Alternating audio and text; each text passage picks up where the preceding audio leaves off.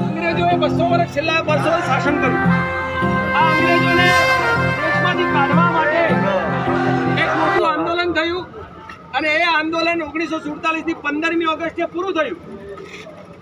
એ દિવસે આપણને વિધિવત રીતે આઝાદી મળી. આ આઝાદીના 1947 ની 15મી ઓગસ્ટે આઝાદી મળી એને આ 15મી ઓગસ્ટે 75 વર્ષ પૂરા થાય છે. દરેક દેશનો નાગરિક એ પોતાના દેશ માટે જીવે એ જરૂરી હોય છે. આ ઝંડો એમને એમ ફરકતો નથી. આ ઝંડો એ આપણા બધાની આન બાન અને શાનનું પ્રતીક છે. હું તમને નાનકડી એક વાત કરવાનો છું. જેવું આપણું આઝાદ ભારત થયું એટલે 15મી ઓગસ્ટે આઝાદ થયા.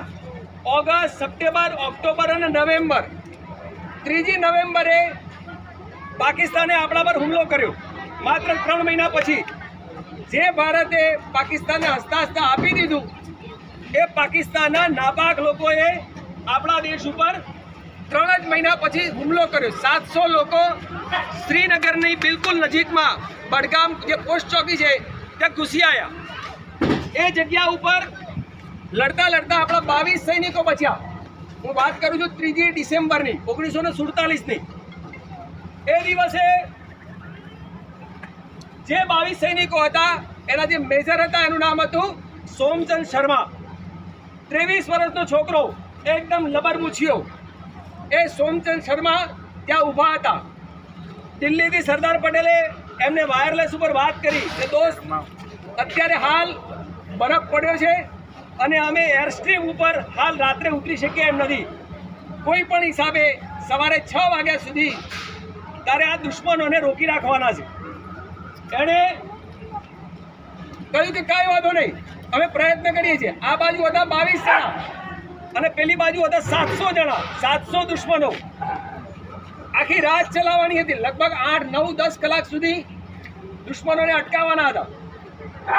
સોમચંદ શર્માએ ફરીવાર મેસેજ એમના અધિકારીનો આવ્યો કે શું કરશો?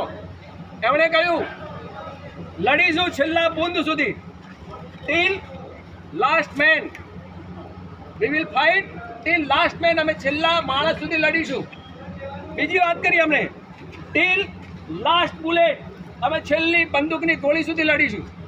અને ત્રીજી વાત કરી till last drop of blood, એટલે લોહીના છેલ્લા ટીપા સુધી લડીશું.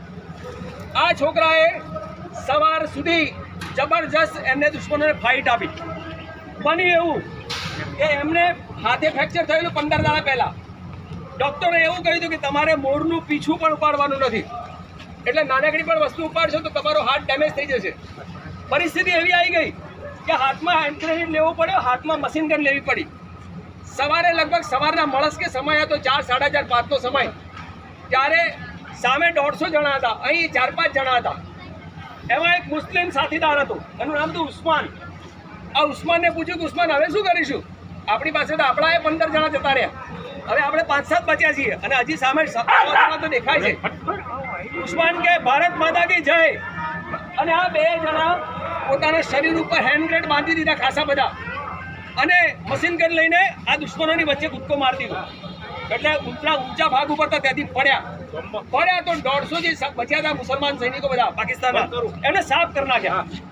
સવારે 6 વાગે ડાકોટા વિમાન નીચે ઉતરે છે શ્રીનગરની હવાઈ પટ્ટી પર.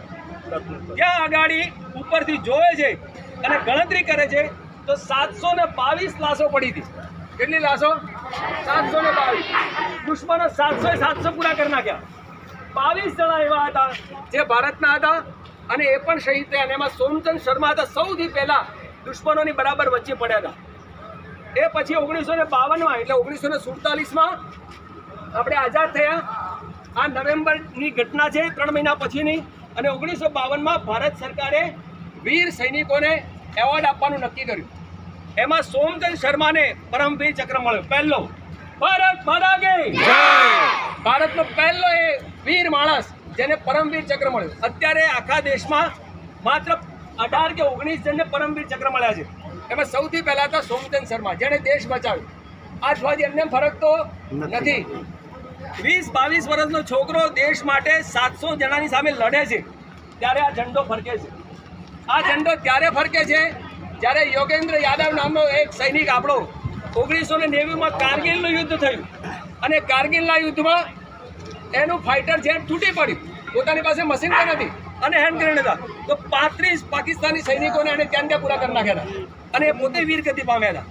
આવા લોકો જ્યારે શહીદ થાય છે, દેશ માટે મરે છે, ત્યારે આપણને આ ઝંડો તિરંગો ફરકતો રહે છે.